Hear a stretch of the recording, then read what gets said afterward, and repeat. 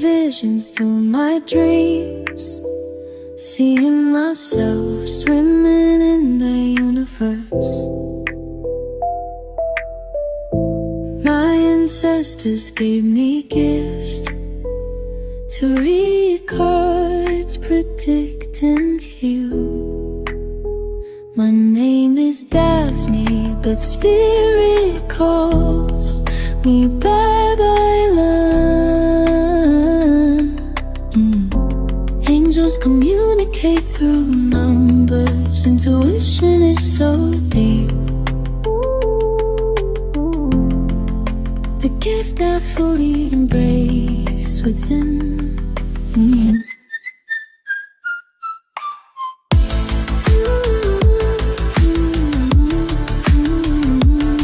Hi everyone! Welcome po sa inyong Almost Personal Readings. So let's check kung anong nangyayari sa paligid, no? And I also want you to know that this is a general reading. You may resonate with the entire reading or baka konti lang.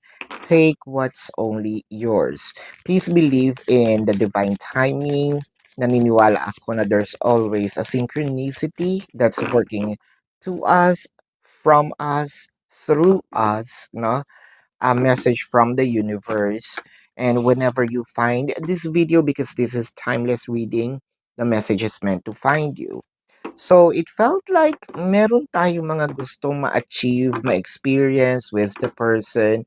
It could be a celebration, no? It can be something that's going to happen this holiday, Christmas, New Year, or an event. It could be our birthday or this coming either Valentine's or summer.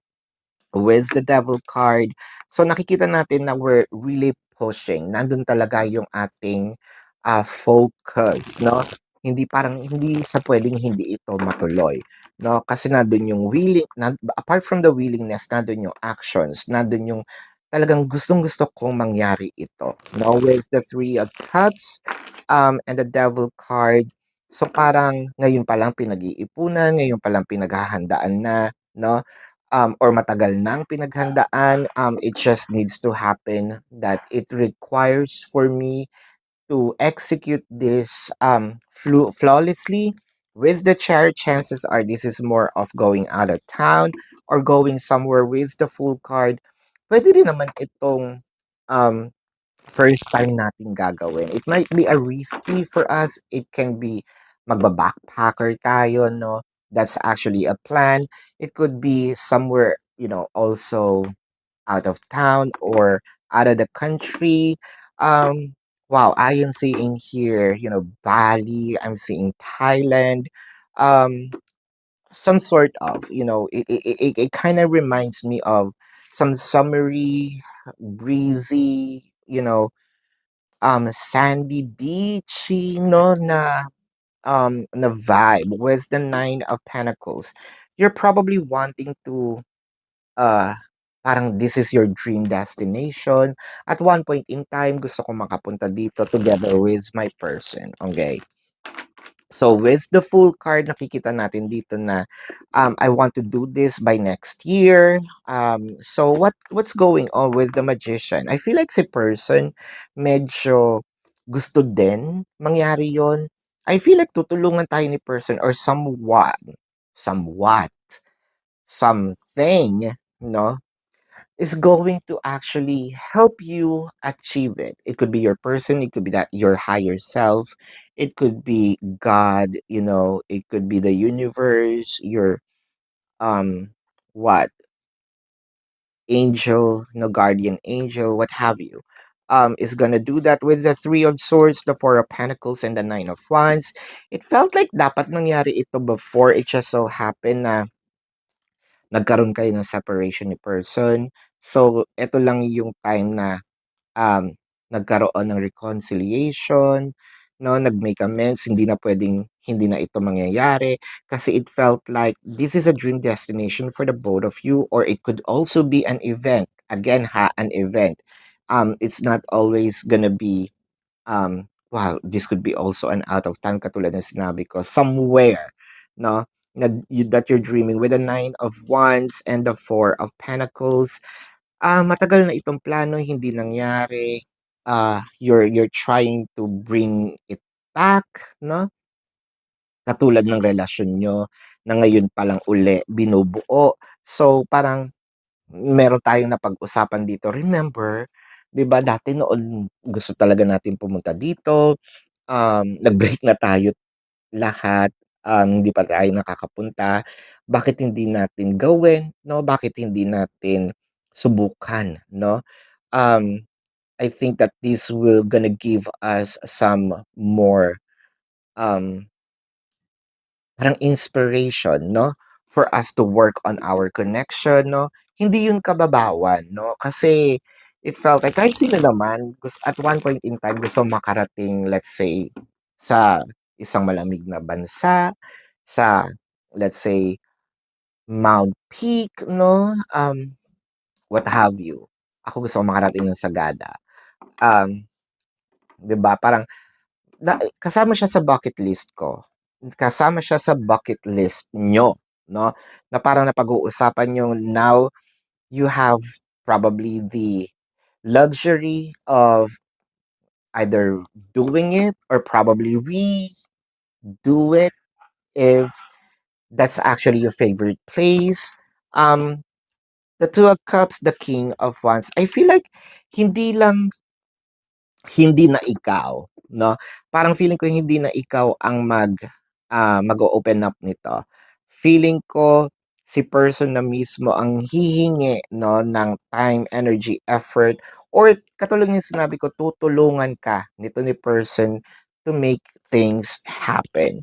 With the Knight of Wands, the Hermit, and the Judgment, so sabihin natin, ang nakaka-surprise kasi dito, siguro nung mga panahon na gusto mong mangyari ito in the past, siguro si person yung ayaw. Siguro si person yung gumagawa ng paraan para i-delay, ma-delay, hindi mangyari, magkaroon ng aberya, 'no? Pero ngayon ang nakikita kasi natin si person mismo ang gagawa ng way para ma-achieve ito.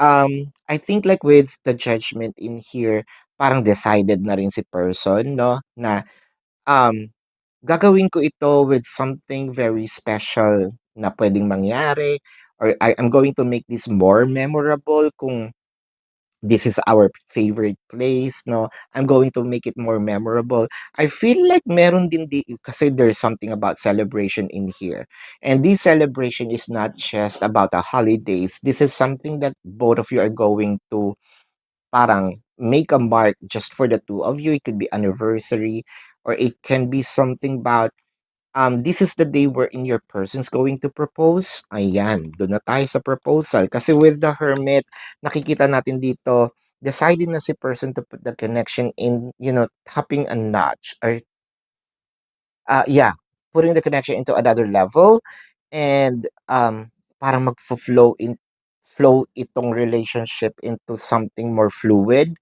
and more parang, um, how do I say this? Established, no? Established commitment. I am seeing that this is going to be a lifetime commitment with the Hermit in here. The longevity. There's something about the time wherein both of you are going to share this moment, and parang babalik-balikan nyo ito, no? So there's a surprise, no, for you, and I feel like siya mismo, I feel like kung meron ka mang ine-expect, baka masihigitan nito ni person, 'no? So this is your reading. Let's check the zodiac sign of your person. This can be their sun sign or a placement in their chart, or pwede rin naman lumabas ang inyong zodiac sign dito, 'no? I'm seeing Libra, Virgo, Leo, Sagittarius, Cancer, Pisces. Cancer is very dominant. Capricorn, Aries. I'm seeing Scorpio. I'm seeing yeah, Libra is here. I am seeing Virgo, Capricorn. Um Sagittarius is here. Yan. So this is your Taurus. This is your reading. Maraming maraming salamat. Love and light. Namaste. See you po sa susunod na readings. Goodbye. You want the best.